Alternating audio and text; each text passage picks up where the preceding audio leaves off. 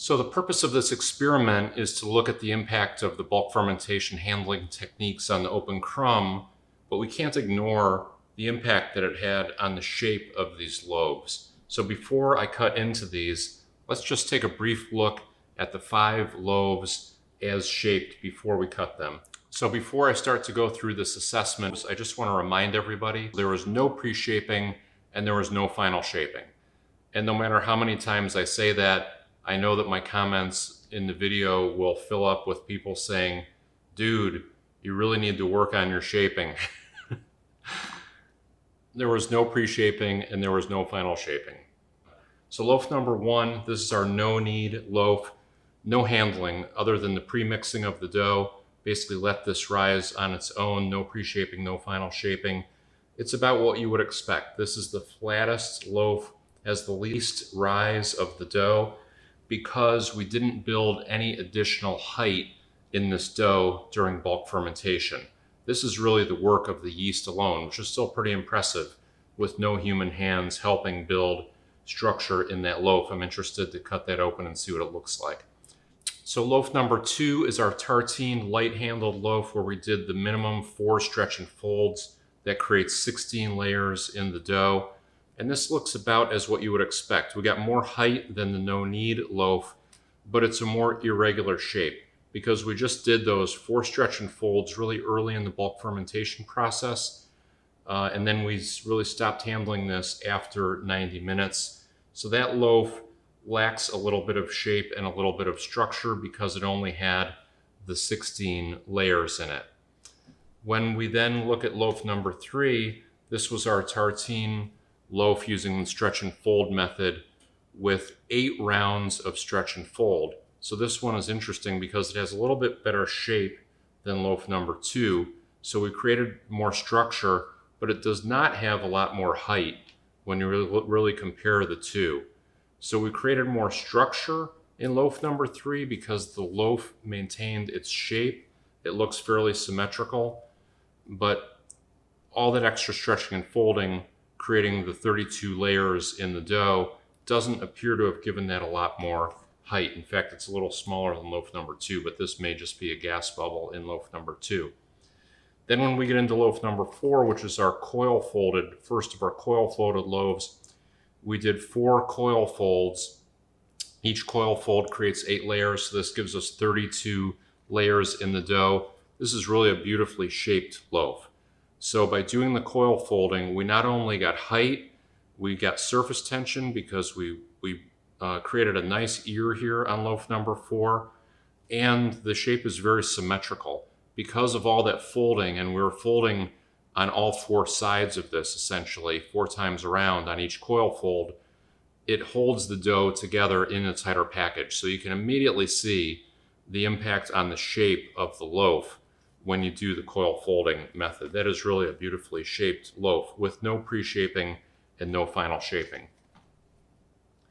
And then loaf 5, which is our coil fold plus lamination. So we actually did 5 coil folds plus lamination versus loaf 4 where we did 4 coil folds. So this had 6 of those basic handling techniques, each one creating 8 layers in the loaf for a total of 48 layers.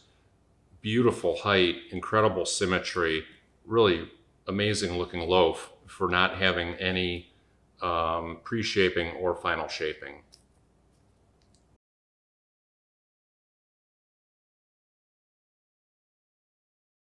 So now let's step back and just look at what we actually see here. They follow the pattern that you would expect.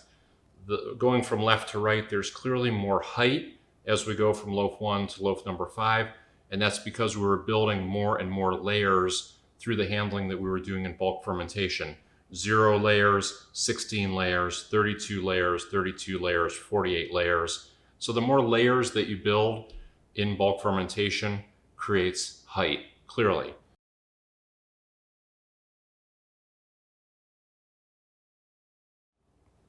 Does the technique matter? These 2 loaves, 3 and 4, had the same number of layers, 32 layers. We did 8 stretch and folds with 4 layers each, so we got 32 out of doing 8 stretch and folds.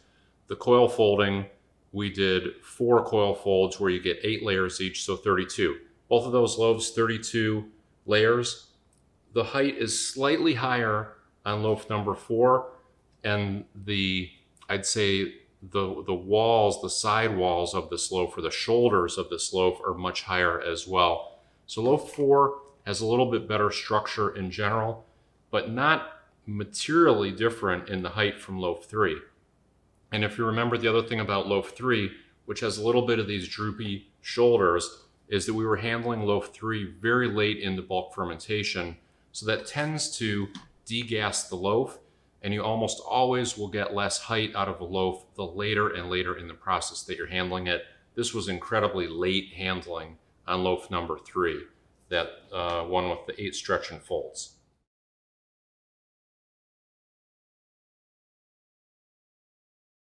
So now let's do a quiz. Imagine that you hadn't been watching this video. You walk into a bakery. These 5 loaves are sitting on the counter, and the baker says, we're running a special quiz today. Some of these loaves had no pre-shaping and no final shaping. If you can guess which loaves had no pre-shaping and no final shaping, you win a free loaf of bread. You would lose. There is no way you would look at this loaf and say, that loaf had no pre-shaping and no final shaping. You probably would not say that this loaf had no pre-shaping and no final shaping. You maybe would say this one. That's a pretty limp looking loaf. Number 2 had a bit of an explosion here, and if you look at the bottom, that wasn't very well shaped. I'd probably say that one. Number 3 is on the margin. I mean, look at number 3. That's hard to believe that had no pre-shaping and no final shaping. I probably would have guessed these 2. I would have lost the free loaf of bread, because the answer is all of them had no pre-shaping and no final shaping. Nobody would guess that. If you ask 10 bakers that question, I think it's incredibly unlikely that any of them would say, oh yeah, loaf 4 and loaf 5, clearly no pre-shaping, no final shaping. So it really begs the question,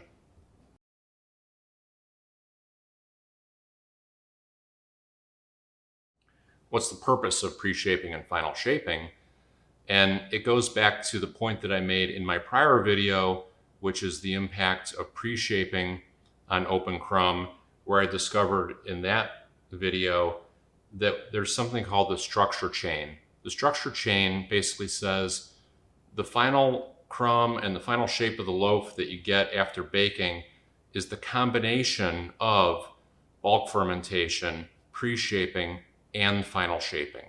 It's those 3 things always added together. So depending on what you do during bulk fermentation, that implies what you need to do in pre-shaping and final shaping in order to get a good looking loaf.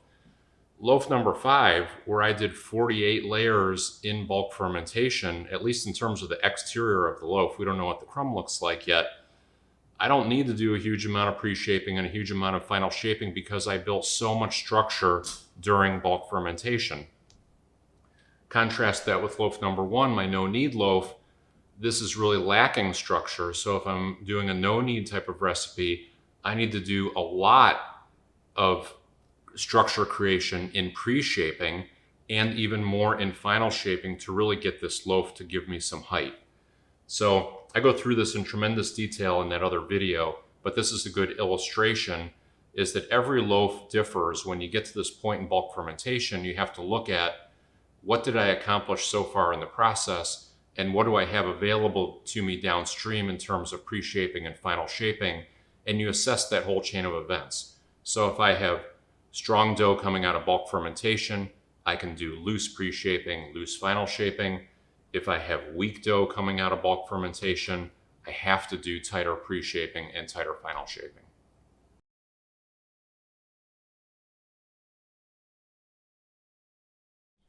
So this is the moment we've all been waiting for. Let's cut into these loaves and see how the crumb looks based on what we did in bulk fermentation.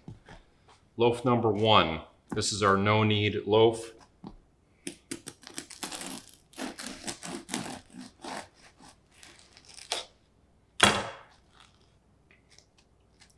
That's a pretty good looking crumb. It's a little bit dense. which is not surprising given that this is no knead. So this is essentially the yeast doing all the work. This is the yeast saying, step aside, I got this. So you can see it's a very, organized, somewhat regular crumb with no handling, just from the yeast alone. So that's pretty impressive. That's about as expected for a no-knead loaf. Loaf number 2, this is our classic tartine loaf with the light handling, 4 stretch and folds. We didn't touch this after the first 90 minutes of bulk fermentation.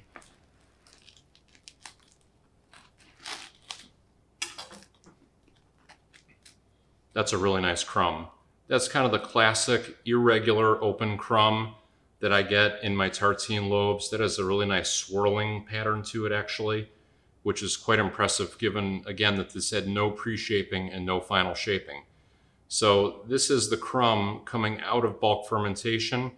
My crumb coming out of final shaping oftentimes looks worse than this, which means that my pre-shaping and final shaping is detrimental to the open crumb that I had coming out of bulk fermentation. This is similar to what we found in the prior video, the impact of pre-shaping on open crumb, where the loaf with no pre-shaping, which is essentially all of these, came out looking really fantastic, just like this one. So that's another really surprisingly good looking loaf with fairly light handling, 4 stretch and folds. We created those 16 layers during bulk fermentation. Loaf number 3, this is also doing the stretch and folds, but we did 8 of them. So this created 32 layers in the dough. This is for people who interpret the tartine recipe a little bit more liberally, and they just keep doing stretching and folding way into bulk fermentation. This was 3.5 hours into bulk fermentation before we finished the 8th stretch and fold. So this is a more organized crumb, less of an open crumb, but really nicely organized. And this is what you would expect when you do more handling of the dough. You get a little more dense crumb and a little more organized crumb.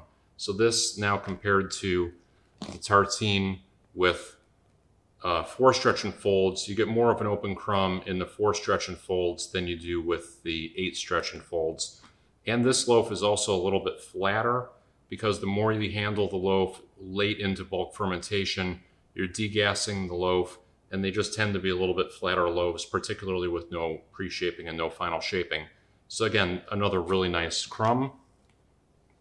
Let's look at loaf number 4. Loaf number 4 is our coil folded loaf. So we did 4 coil folds in the first 90 minutes of bulk fermentation. When you do a coil fold, you create 8 layers. So this created 32 layers in the dough, similar to the last loaf we just saw. Now this has a more open crumb, so this is interesting. So we created 32 layers in this loaf, but we did it earlier in the bulk fermentation process. So when you think about why does this loaf have an open crumb when the prior one with 32 layers has a much tighter closed crumb? It's because we'd finished handling this dough earlier in the process. So we created those 32 layers, and then we just let this dough sit for the balance of bulk fermentation without touching it. So it allowed the yeast to continue to inflate the dough and do a little bit more of this irregular open crumb because we stopped handling this much earlier in the process. So that's a great example of the difference between early handling and late handling. Here's what early handling looks like. Here's what late handling looks like. Now let's compare the 4 coil folds, which creates 32 layers, to the 4 stretch and folds, which creates 16 layers. Not significantly different. I would have a hard time telling those two apart. The only thing I can tell with the coil fold is that the structure of the loaf just looks a little bit better. I mean, this is, with no pre-shaping and no final shaping, this looks like a final shaped loaf. Loaf number 4, the coil folded loaf. Loaf number 2, the tartine loaf with no final shaping and no pre-shaping, just doesn't have quite as beautiful of a shape as this. I mean, this has the bunny ear and everything. So by doing 32 layers, it just creates more structure for the final loaf. gets you closer to where you want to be at the end. Loaf number 5, this is really our extreme stacking of layers. We created 48 layers in here by doing 5 coil folds plus a lamination in the middle. Beautiful looking loaf from the exterior shape of it.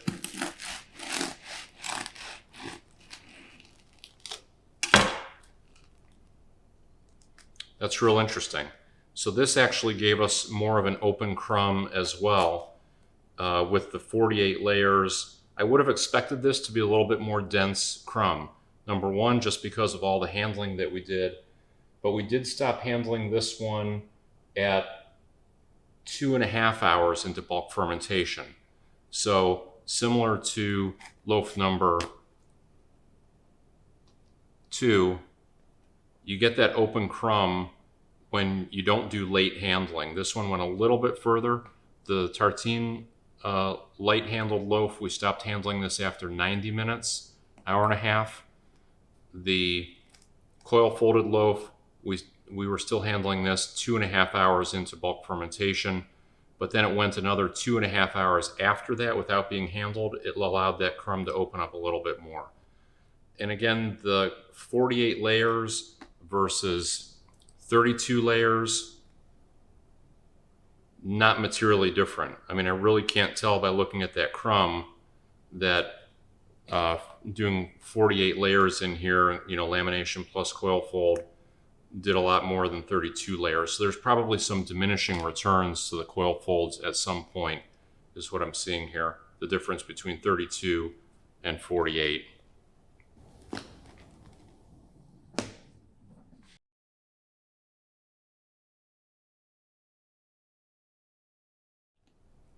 So here's the lineup of the 5 loaves. Now let's look at how many layers we created during bulk fermentation. Loaf number 1 on my left, no layers. Loaf number 2, we created 16 layers. Loaf number 3, 32 layers. Loaf number 4, 32 layers. Loaf number 5, 48 layers.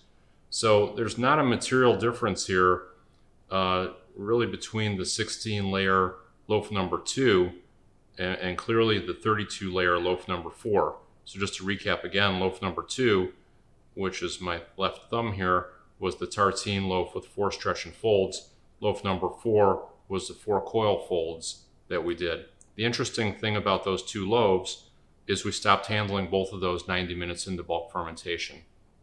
So I think the takeaway here is a little bit more to do with how late in bulk fermentation are you doing the handling?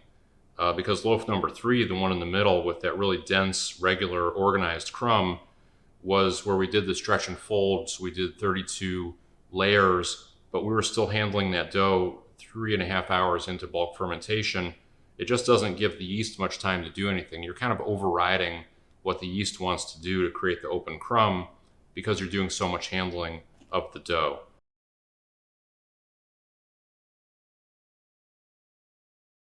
So then you have to ask the question, is coil folding, quote, better than stretch and fold? I don't know if it's better, it's just different. Stretch and fold, I think, creates more opportunity for open crumb, but then you need to do some real deliberate shaping in pre-shaping and final shaping to get that loaf to work. So it's a little riskier to work with.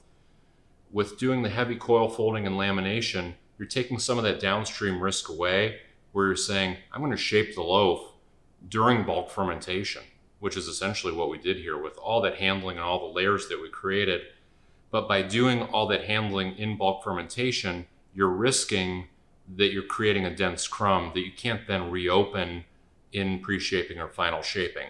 So that's the only risk with coil folding, which we didn't see here. I mean, this opened up beautifully, even with the 32 layers and the 48 layers. That's still a relatively nice open crumb on those loaves.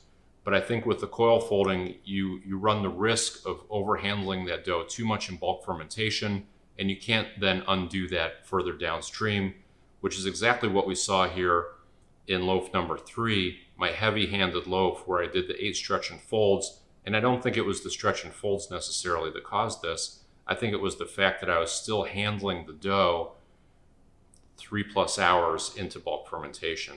And the stretching and folding is a more aggressive style of handling than the coil folding. which you also see here because I did the exact same number of layers in loaf number 3, 32 layers in this loaf, 32 layers in this loaf. But the 32 layers that I created in the stretch and fold loaf, there's more emphasis on stretching than folding. In the coil folding, it's incredibly gentle handling where you're getting the layers without doing the stretching. So you really see that difference here between the stretch and fold 8 times gives me 32 layers.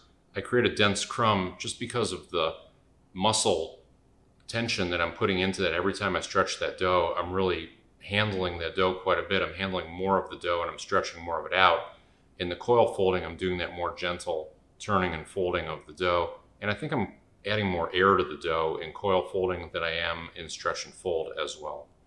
So that's a very interesting comparison between those two techniques.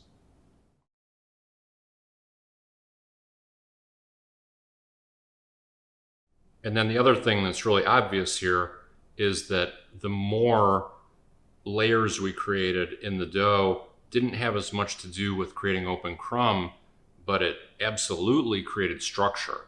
I mean, loaves 4 and 5 look like pre-shaped and final shaped loaves. So we went from no layers to 48 layers. The amount of layers that we create as we go through the process from left to right here creates structure, creates height, it organizes the dough, it creates a crisscrossing matrix of gluten. So it just creates a better looking loaf that's going to stand up for you during the baking. And it's creating a lot of the structure that you would otherwise need to create through pre-shaping and final shaping, where you have these little bit looser loaves. And this brings us to an interesting point about tartine. The classic tartine loaf with the 4 stretch and folds leaves a lot up to chance. I mean, you're only doing 4 stretch and folds. You're doing it early in the bulk fermentation process. There's a lot of things that can go wrong here.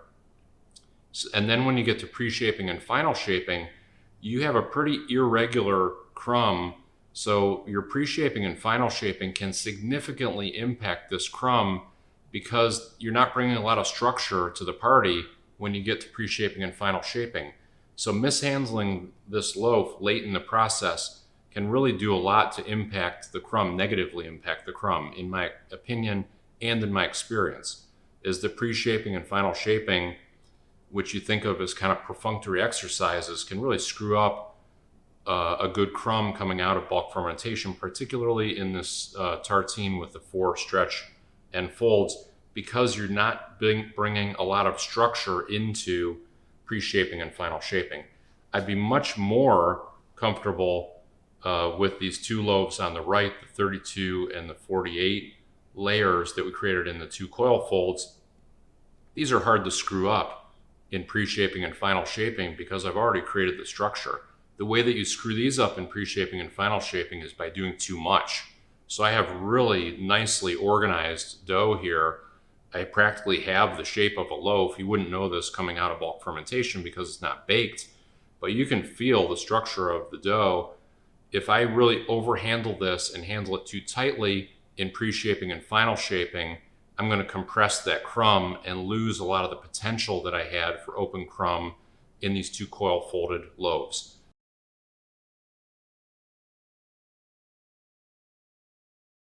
So we're back to this idea of structure chain. What happens in bulk fermentation plus pre-shaping plus final shaping are all interrelated. And you need to be able to understand what's coming out of bulk fermentation, because that will tell you how much you need to do in pre-shaping and or final shaping.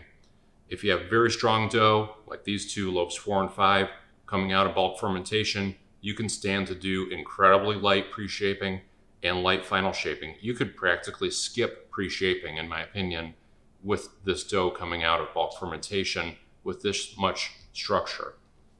On the other hand, the no-knead loaf, the tartine loaf with the 4 stretch and folds, you need to do a lot more in pre-shaping and final shaping to kind of whip these into shape.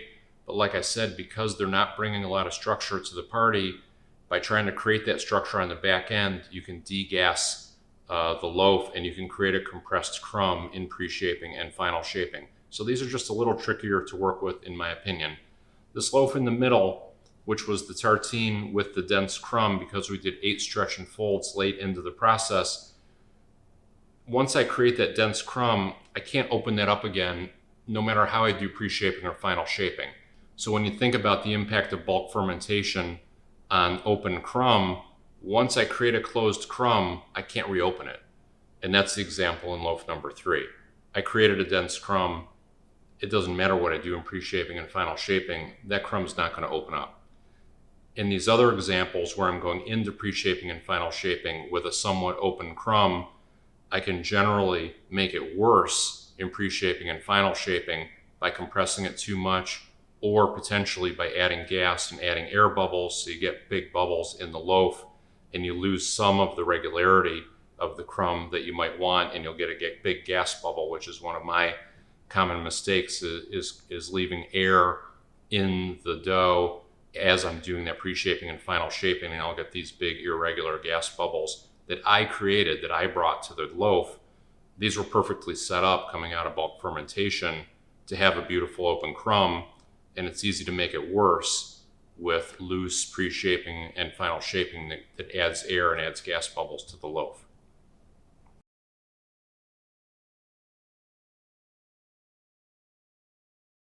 So what's the bottom line? When you think about bulk fermentation, pre-shaping, final shaping, the thing that impacts open crumb is bulk fermentation. I mean, it's all right here. It's all right in front of your eyes. I mean, the crumb is created in bulk fermentation. There's no mistaking it right now. It's like we just took an x-ray machine and put it on the bulk fermented dough of these 5 different loaves coming out of bulk fermentation. This is 90+% of what you're going to see in the final crumb, in the final loaf. It's sitting right here in front of your eyes. It comes out of bulk fermentation. Now I'm going to slice all of these loaves so that we can look a little bit deeper into the crumb to see if there's more to the story.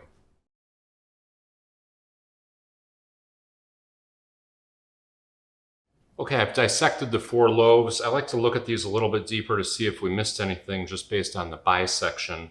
So the first thing that I notice is that all this bread looks better than a lot of the loaves I've recently made.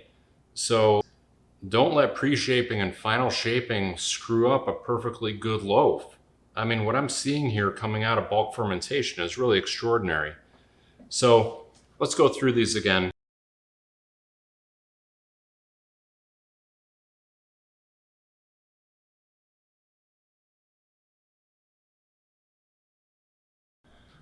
What's the bottom line? It's all about bulk fermentation. If you're looking for open crumb, it all starts here. It's right in front of our eyes. If you get bulk fermentation right, you have a lot of different handling options: no knead, stretch and fold, coil folding, lamination. Also think about how deep into the bulk fermentation time you're going, because that later handling can create a more dense crumb. But in general, these are all reliable options for creating an open crumb. I don't see anything here that I would rule out. Even the no knead created, not a bad looking crumb. And does coil folding look materially better than stretch and fold? Not really. Does a lot of stretch and fold look materially different than a little bit of stretch and fold? Not materially different. So these are all small changes on the margin, which is quite surprising given the difference in the handling that we did. There's a lot to digest here. You can rewind the video, you can pause it, you can look at this in more detail. I have a lot to digest here because I'm going to eat all this bread right now. So thanks for watching my video. Good luck in the future with your sourdough journey.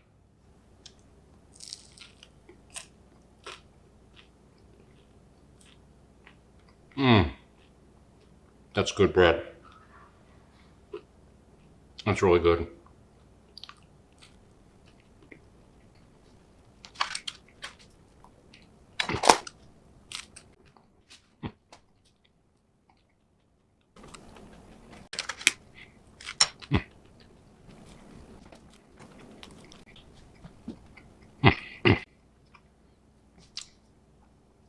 One more.